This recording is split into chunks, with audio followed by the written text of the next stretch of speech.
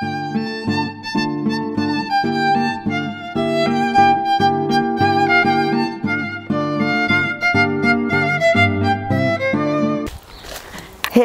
Taurus, this is your August 2017 horoscope with me, Lada from astrolada.com, and what a crazy month it is. This is for everyone who has their ascendant or sun in Taurus, and if you have time, even check your moon sign.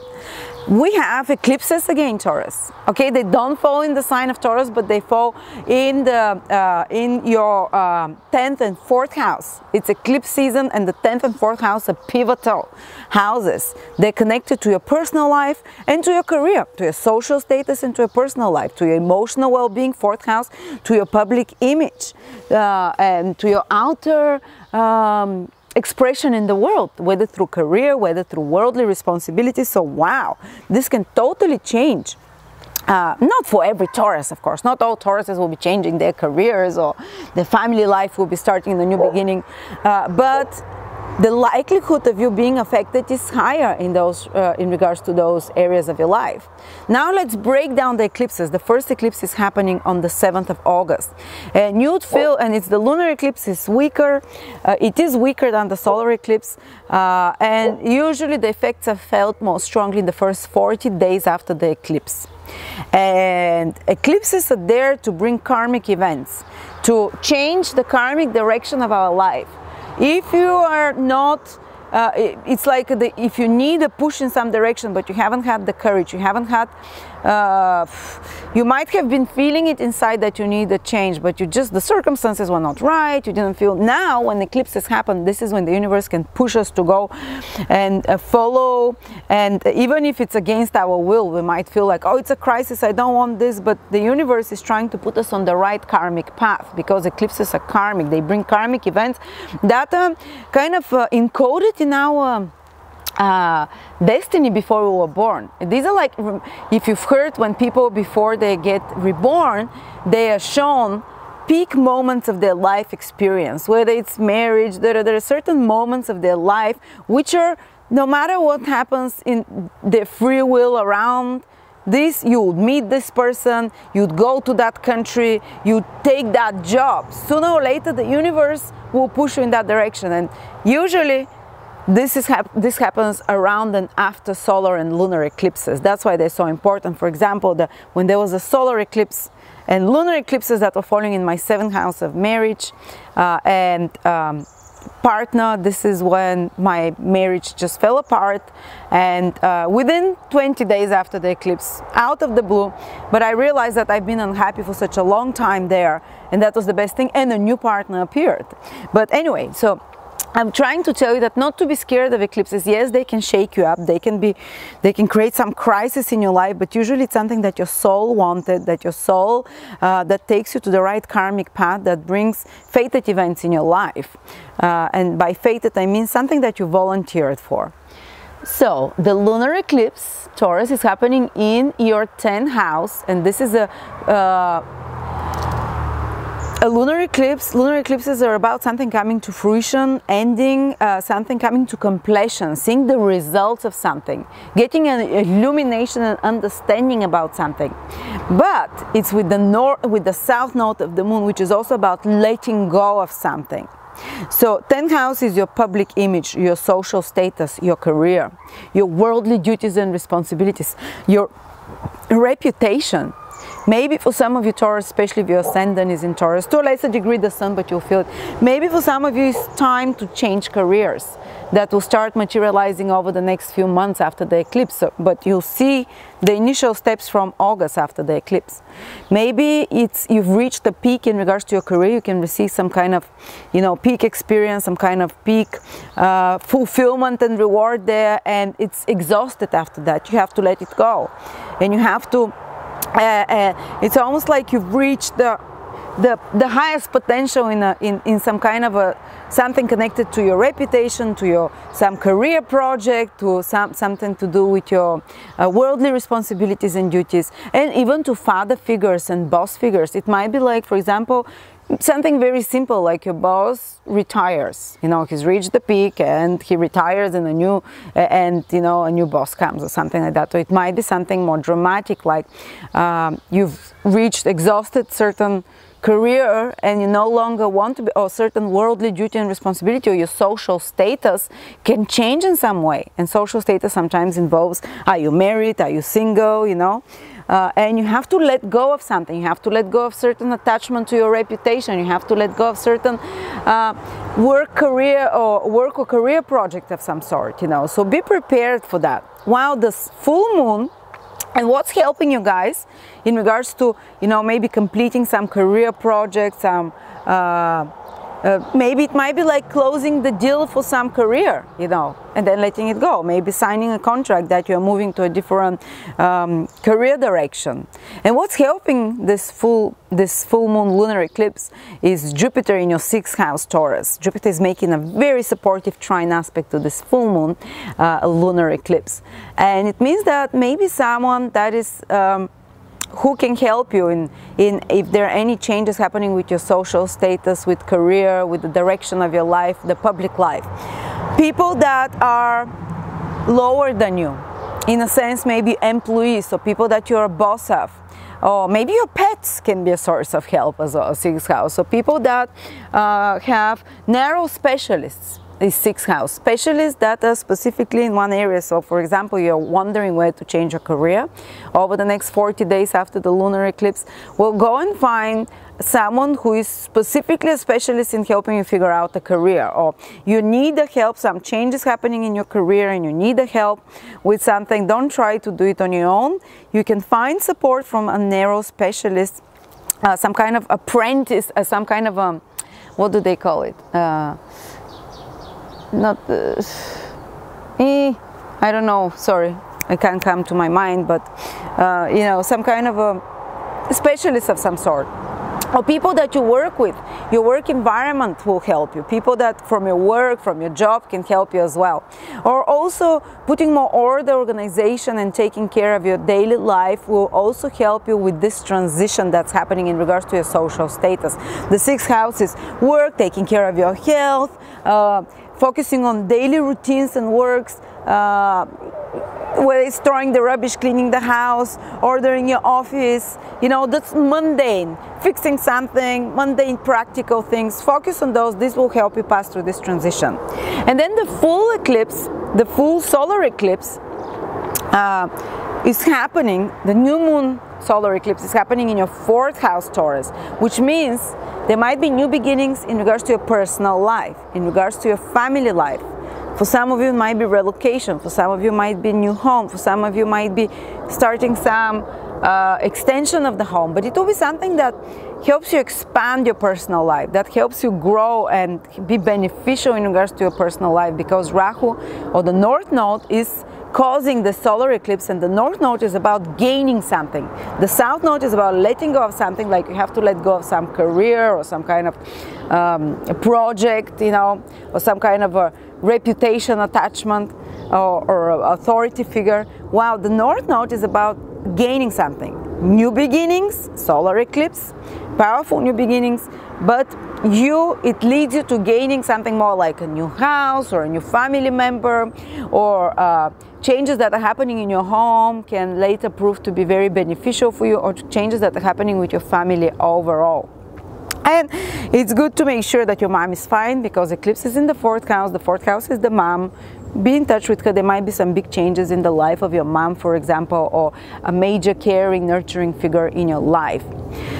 And what is helping you guys? Well, Uranus is helping this changes that are happening in your personal, and it might be just a change in your emotional life somehow, a deep emotional transformation that's happening.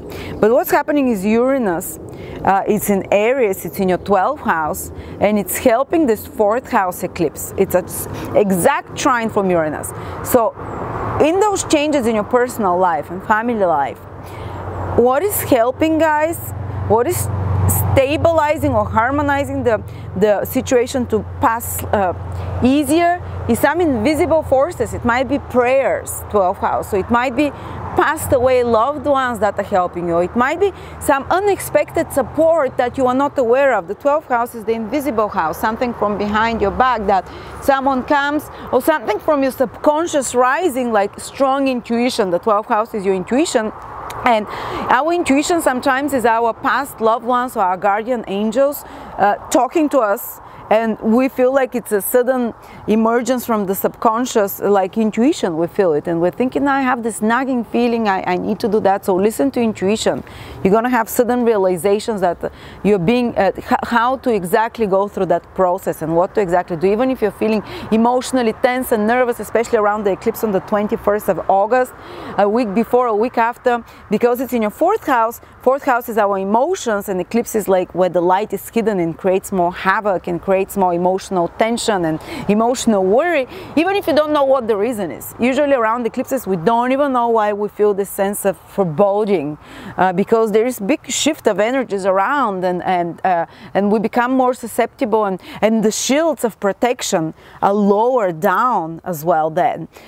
Just like the light disappears from the sun or from the moon during an eclipse, these shields are lower down, so they can be change and derailment of the path. Even if it's not happening in your personal life, you can just feel this energy of foreboding of something is happening. So what's helping you is prayer. Uranus in the 12th house is kind of meditation. It's kind of as I said, intuition that you're getting, even if it's nothing specifically affecting you in a material, tangible way, like through your family or career life. Anyway, so that's the eclipses. The next thing that is happening is Mercury is going retrograde in your 5th house, guys, from around the 13th of August. But the whole August, Mercury is in your 5th house, which means that you might be re-examining certain love relationships. Or you might be, even if you don't have any lover or boyfriend or husband, because the 5th house is the romantic side of relationship, not the mutual responsibilities and stuff, but how to express love to another. How do you give and receive love? How romantic you are.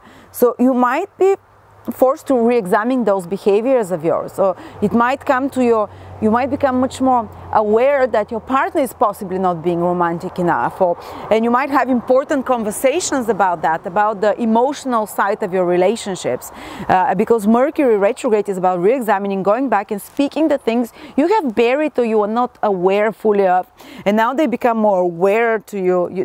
They come to the surface, so you want to speak about that.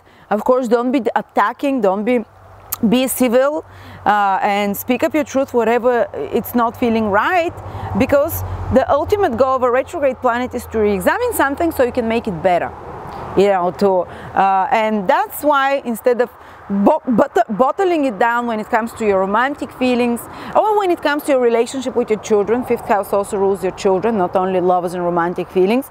If have important conversations, communicate with your children, with your loved ones, about what you want to change, what rules do you like to change in the relationships, and eventually by September you'd see that this actually put your relationship in a better state. And if they don't want to cooperate, or if you don't want to cooperate, maybe your children come to you and say this, or maybe your loved ones say, I don't think you're romantic enough, or I don't feel loved enough, or there is some kind of a mini crisis situation. And if there is no desire from both sides to cooperate, it can remove certain person from your life, person connected to your creativity, person connected to your love life. But also it can be also something as simple as you starting to think about the past love more, and starting to re-examine how you've done your past loves before, and how you gave and received love, and to try and change that, you know, because this is introspection. Retrograde planets, especially Mercury, makes you think introspectively and analyze yourself more in regards to topics, how your relationship with your children, your relationship with loved ones, your relationships to your hobbies, relationships to your creative endeavors, and when you re-examine them and introspectively, it's always a path towards improvement. You know, people that are not introspective, these are the people that always stay the same, and you see them 20 years later and they're the same, and they blame everyone else, and they never see the mistake in themselves. So it's good time to edit those behaviors now, to become more aware of them, to discuss them, and to correct them. That's the ultimate goal. Or it can play out very simply, Taurus, for you in a way that you have to edit and work on some creative projects, whether it's a website you're making, or whether it's some project working with children, or whether it's some kind of painting the walls of your flat, something that you're putting your own creative personal touch, or maybe some work project at work that you're doing, which requires more imagination, it requires more creativity, more original thought. This is the 5th house, original thought. Something that required more of your original thought. You might be re-examining it, and you might have to edit it, and by the end of Mercury retrograde you'd have a better project, you'd have a better, complete, perfected, even if it caused you some stress having to retouch something, change something. You know, when I had retrograde Mercury in my 5th house, I remember I got super upset because people started emailing me and saying, oh, your website's so hard to navigate, and I was like, I was swearing within myself, and I'm like, I'm so stupid, it's easy to navigate. But then I started thinking, oh my God, yes, it's true. They brought it to my attention. Mercury retrograde brings something to your attention. That's already been done. And I was like, yeah, I have to change that. So I started thinking of, and I changed my website. It took 1 year to change it, but that was when the process started, something re-examining, re-evaluation, and I saw where the mistakes were. Anyway, that's what I see for you guys. Venus is in your 3rd house. Venus rules Taurus. It's in Cancer. There is more focus on family because Cancer rules family for you, Taurus. You can become more emotional, more affectionate as well, because Venus is in Cancer. It's in your 3rd house, so that will impact your communication with your family, but in a loving way, because Venus is a loving planet. There can be some heartfelt communications and conversations. 3rd house is conversations with friends, family as well, and any activities connected to 3rd house will be held by Venus. You can do very well with such activities, which means something to do with writing, speaking, something to do with traveling. Travel, short travel, less than a month, fantastic time for it, Taurus. Do for it, you enjoy it, you have fun experiences, you'll meet nice people there. Something to do with marketing, with advertising, with socializing. Socially, it's very nice, pleasant influence when Venus is in the 3rd house. So that's my horoscope for you guys. And by the way, there is lots of activities. Mars and the Sun are in your 4th house the whole of August, so lots of activities around family and home. You might be fixing something at home and you are initiating them. Your initiative, you are active. You might go physically exercising with your family, like trekking, or you might spend more time at home fixing things, changing stuff, moving furniture. Or you might, because those two planets are a bit fiery, be careful for fights and arguments at home with loved ones. But there is lots of activity around this 4th house. And again, there is the eclipse, so new beginnings as well can happen in regards to this 4th house, personal life. So thank you so much, Taurus. And yeah, we continue with all about Leo, all about Virgo, and all about Libra in August. Each of those courses is only $29.99, and it's in depth. You don't need to know any astrology, and I walk you through what it means to have each of those signs, what it means to have them anywhere in your horoscope, what it means to have planets there, what it means to have to have the sun, moon, ascendant, everything. So very much beginner's astrology. But even if you're not a beginner, guys, I have astrologers that have been working astrology for years take this course, and they say the information is so insightful, and it's a lot of new information we were not aware of. So thank you so much. I love you, and happy solar eclipses.